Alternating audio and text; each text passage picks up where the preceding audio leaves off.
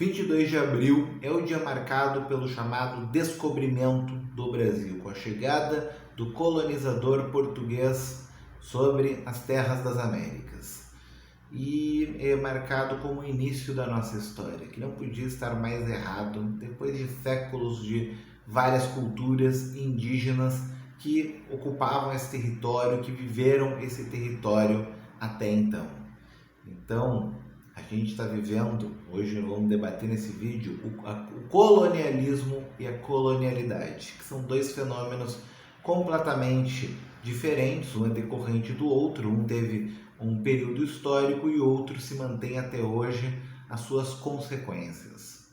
O colonialismo foi um período em que as potências europeias, principalmente, ocuparam territórios nas Américas, na África, na Ásia, para extrair riquezas naturais, minerais, trabalho escravo, para construir a chamada acumulação primitiva de capital, extrair uma enorme riqueza que seria essa necessária para impor o capitalismo não apenas na Europa, nos países centrais, mas em todo o mundo. E a partir desse processo, explorar de forma imperialista as riquezas do mundo todo. E a exploração das riquezas naturais, tanto aqui do Brasil quanto aqui da América Latina, propiciaram a chamada grande indústria do século XIX a partir da Inglaterra, né? Foi o ouro das Minas Gerais e a prata de Potosí que construiu a grande indústria. Já dizia Marx no Capital e muito bem relata, né, Galeano em As Veias Abertas da América Latina.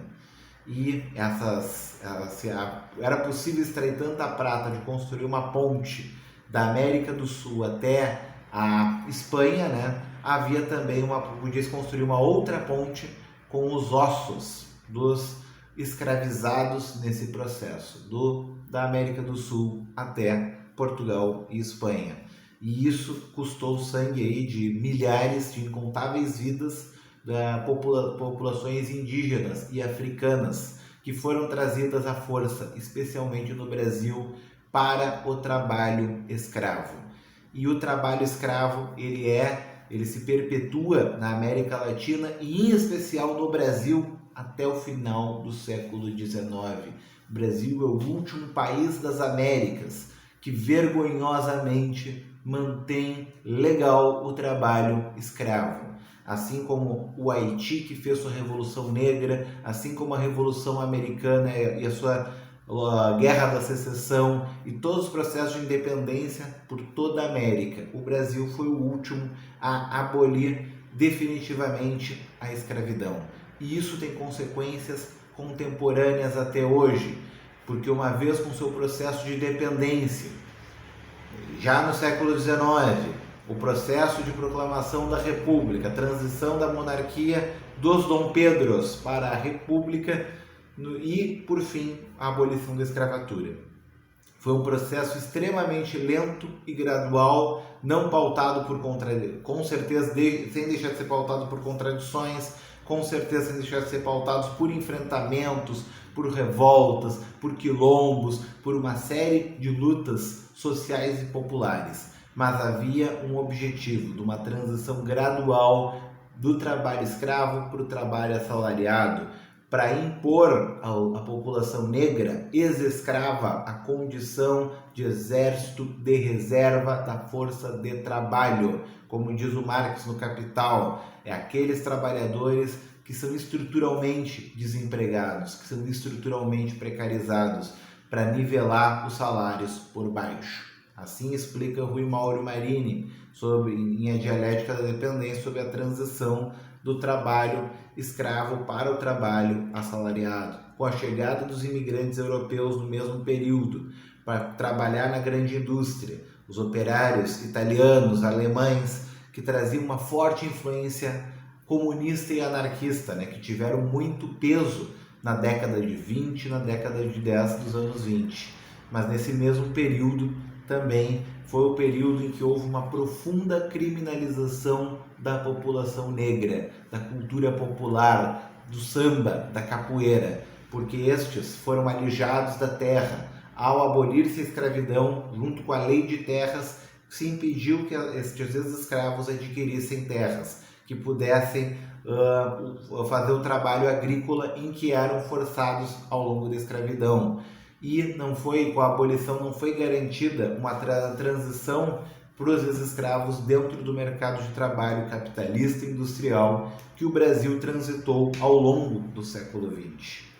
E estes eram relegados às condições de vida e de trabalho ainda mais precárias, ou seja, a classe trabalhadora, o proletariado brasileiro, ele tem sua origem vinculada diretamente à diversidade racial brasileira. Não há como falar da origem da classe trabalhadora no Brasil sem reconhecer sua diversidade racial, sem reconhecer uma organização racista do poder, da economia e da organização dessas sociedades, ou seja, a colonialidade. Sai a potência colonial externa, mas o poder se reorganiza a partir de uma supremacia branca, do patriarcado e do poder burguês. Assim fala Aníbal Quirrano da teoria da descolonialidade.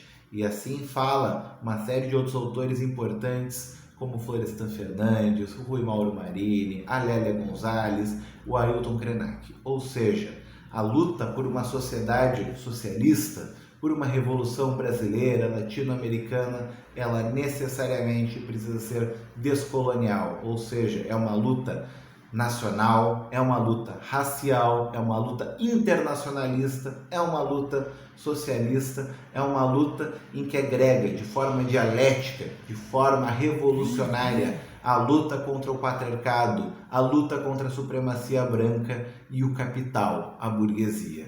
E nesse processo, a gente precisa observar também na realidade brasileira que mesmo ao longo do século XX, com o desenvolvimento capitalista no Brasil, com a industrialização no final do século XX, com o advento do neoliberalismo, retrocedeu-se a um processo de reprimarização da nossa economia, de uma retomada do latifúndio, do agronegócio com cada vez maior importância, que está exportando em dólar e encarecendo os alimentos para nós, trazendo fome, trazendo a miséria, de volta à realidade de milhares de famílias no Brasil. E nesse contexto há evidentemente o aumento da superexploração da força de trabalho, que ela é estrutural nos países periféricos, em especial no Brasil.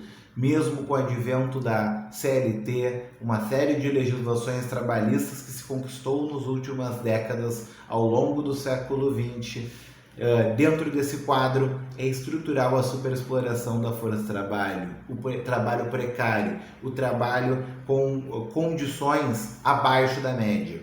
Isso se impõe de forma desigual dentro da classe trabalhadora.